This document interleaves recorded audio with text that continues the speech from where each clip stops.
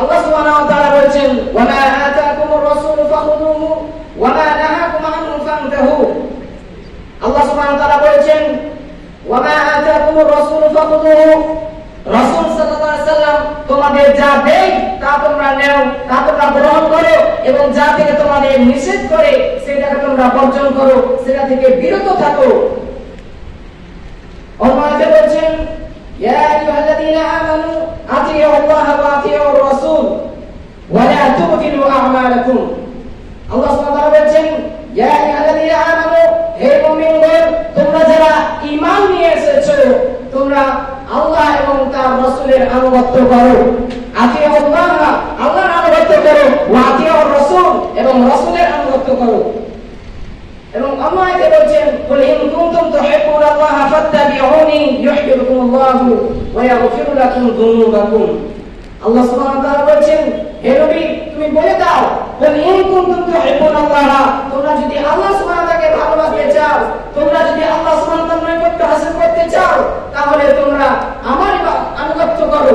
ফাত্তাবিউনি, আমার আনুগত্য করো। ইউহিব্বুকুমুল্লাহ, আল্লাহ সুবহানাহু ওয়া তাআলা তোমাদের ভালোবাসবেন, আল্লাহ সুবহানাহু ওয়া তাআলা তোমাদের ভালোবাসবেন। ইউহিব্বুকুমুল্লাহ ওয়া ইয়াগফির লাকুম যুনুবাকুম, আর তোমাদের গুনাহসমূহকে মিটিয়ে দেবেন, maaf করে দেবেন। প্রত্যেকটি আয়াতে বলা হয়েছে যে রাসূলের আনুগত্য করো এবং আল্লাহ সুবহানাহু ওয়া তাআলার আনুগত্য করো। তাহলে বিদআত হচ্ছে দ্বীনের মধ্যে নতুন কোন জিনিস সৃষ্টি করা, নতুন কোন জিনিসের ইজাদ করা। আর আয়েশা রাদিয়াল্লাহু তাআলা আনহা قالت قال رسول الله صلى الله عليه وسلم من احدث في امرنا هذا ما ليس منه فهو رد।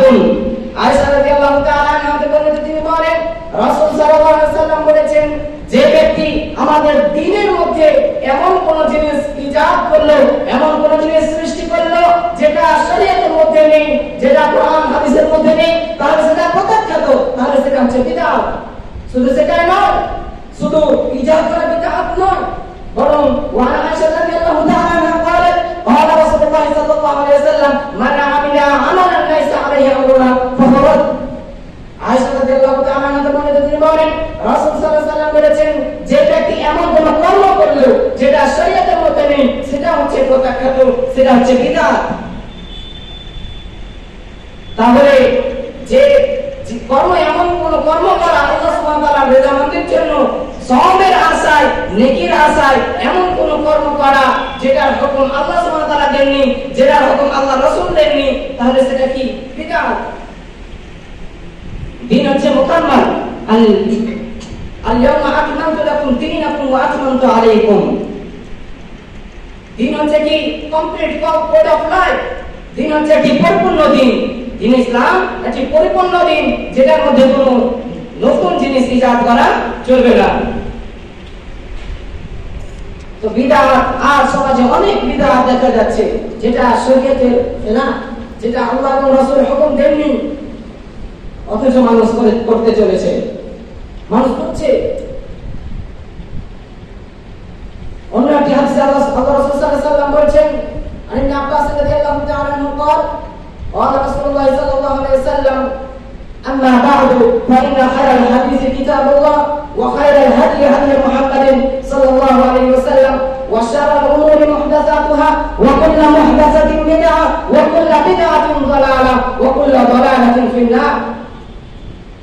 রাসূল সাল্লাল্লাহু আলাইহি ওয়াসাল্লাম বলেন আমরা বা'দু হামসানার পর আল্লাহ রাসূল সাল্লাল্লাহু আলাইহি ওয়াসাল্লাম বলেন ফাইন্না খায়রাল হাদিসি কিতাবুল্লাহ, সবথেকে পৃথিবীর মধ্যে সবচেয়ে শ্রেষ্ঠ বাণী হচ্ছে কিতাবুল্লাহ বাণী। কিতাবুল্লাহ হচ্ছে কোরআন, কিতাবুল্লাহ আল্লাহ সুবহানাহু ওয়া তাআলার কিতাব, তাহলে কোরআনের বাণী সবচেয়ে উত্তম বাণী।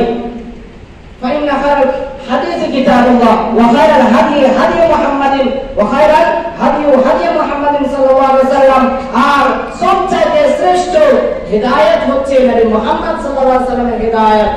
ওয়া শাররুল উমুরি মুহদাসাতুহা, আর সবচেয়ে নিকৃষ্টতম কর্ম হচ্ছে, পৃথিবীর মধ্যে সবচেয়ে নিকৃষ্টতম কর্ম হচ্ছে দ্বীনের মধ্যে নতুন জিনিস ইজাদ করা, দ্বীনের মধ্যে নতুন জিনিস সৃষ্টি করা। দুনিয়ার মধ্যে সবচেয়ে নিকৃষ্ট কর্ম। وشر الأمور محدثاتها وكل محدثة بدعة। আর প্রত্যেক দিনের মধ্যে নতুন জিনিস ইজাদ করা, প্রত্যেক বিদআত হচ্ছে ভ্রষ্টতা, প্রত্যেক বিদআত হচ্ছে গুমরাহি,